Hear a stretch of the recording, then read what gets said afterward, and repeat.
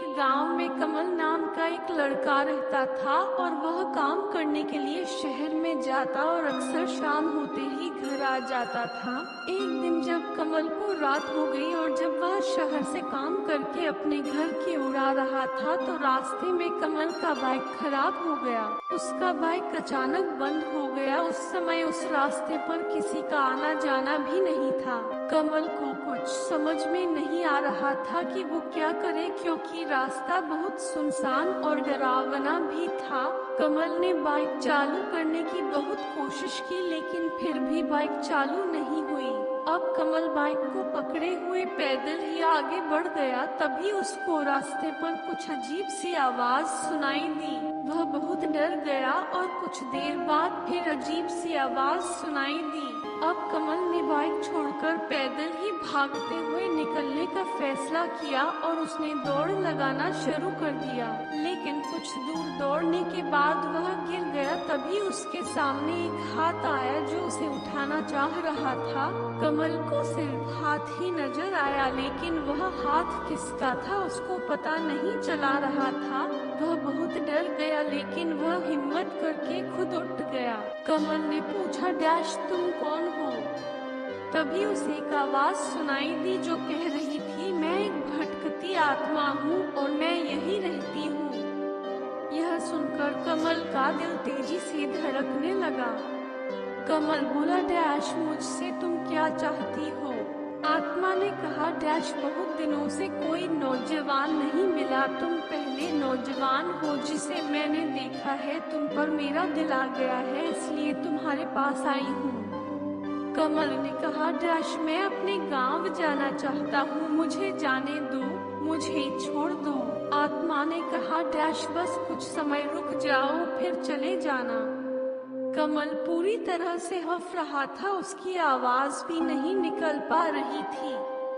कमल ने कहा, डैश नहीं, मुझे जल्दी से घर जाना है, मुझे जाने दो। आत्मा ने कहा, डैश बहुत थक गए हो, कुछ खा पी लो, फिर चले जाना। कमल ने कहा, डैश मुझे कुछ नहीं खाना पीना है, मेरा पीछा छोड़ दो, मुझे घर जाने दो। आत्मा ने कहा, डैश नहीं, तुम अभी नहीं जा सकते। कमल ने बोला, डैश ठीक है, मुझे थोड़ा पानी मिलेगा। आत्मा ने कहा, डैश तुम बस हाथ बढ़ाओ। तभी कमल ने हाथ बढ़ाया तो उसके हाथों में खून से भरा मिट्टी का प्याला आ गया, जिसे देखकर उसने वह प्याला फेंक दिया।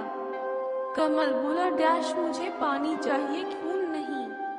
आत्मा ने कहा, डैश मैं सिर्फ खून पीती हूँ, इसलिए तुम्हें खून ही पिला सकती हूँ। अब तुमने खून फेंक दिया है तो मैं अब तुम्हारा खून भी पीऊंगी। यह सुनकर कमल पूरी तरह से घबरा गया और एक बार फिर से उसने दौड़ना शुरू कर दिया।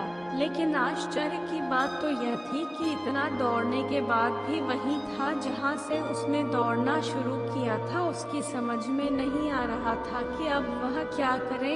उसने फिर से निवेदन किया। कमल ने बोला, डैश मेरे मम्मी पापा मेरा इंतजार कर रहे हैं, मुझे घर जाने दो। लेकिन आत्मा मानने को तैयार नहीं थी, वह कमल को जाने नहीं दे रही थी। फिर अचानक से कमल को महसूस हुआ कि उसके शरीर में कोई घुस गया है और उसे एक बार उठाकर पटक दिया और वह बेहोश हो गया। जब उसकी आंख खुली तो उसने पाया कि वह अपने घर में है। सभी उसके चारों तरफ खड़े थे। कमल सभी को देखकर चौंक गया। उसके साथ क्या हो रहा था उसे कुछ समझ में नहीं आ रहा था। कमल ने पूछा, डैश मैं घर पर कैसे पहुंचा? मम्मी ने कहा, डैश तुम रात भर घर नहीं आए थे। सुबह तुम आम के बगीचे में बेहोश पड़े मिले तो वहाँ से गुजरने वाले कुछ लोग तुम्हें उठाकर यहाँ ले आए। लेकिन सभी आश्चर्य में थे कि कमल बेहोश कैसे हो गया और कमल को भी समझ में नहीं आ रहा था कि वह लोगों से कैसे बोले कि रात में उसे एक भूतनी से मुलाकात हुई जिसने उसे उठाकर पटक दिया था। कमल चुप रह गया। 2 दिनों तक आराम करता रहा, लेकिन रात की घटना याद आते ही उसका शरीर ठंडा हो जाता था। फिर वह समय आ गया जब उसे एक लड़की को देखने जाना था। जब वह लड़की देखकर लौट रहा था कि फिर से रात हो गई और एक बार फिर आत्मा ने उसका रास्ता रोक दिया। आत्मा बोली, डैश आज तुम्हें नहीं जाने दूंगी।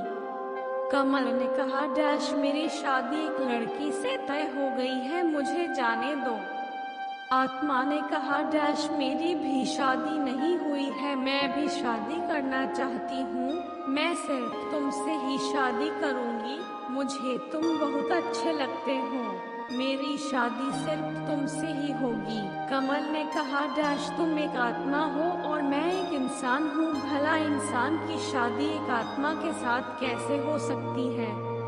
आत्मा ने कहा, डैश तुम्हें भी मरना होगा और मैं बहुत ही प्यासी हूँ और तुम्हें मेरी प्यास बुझानी होगी। कमल के बार बार निवेदन करने पर भी वह आत्मा नहीं मानी और कमल को पटकने लगी। इधर घर न पहुँचने पर उसके घर वाले बेहद चिंतित हो गए और उसे ढूंढने के लिए बगीचे की तरफ बढ़ गए।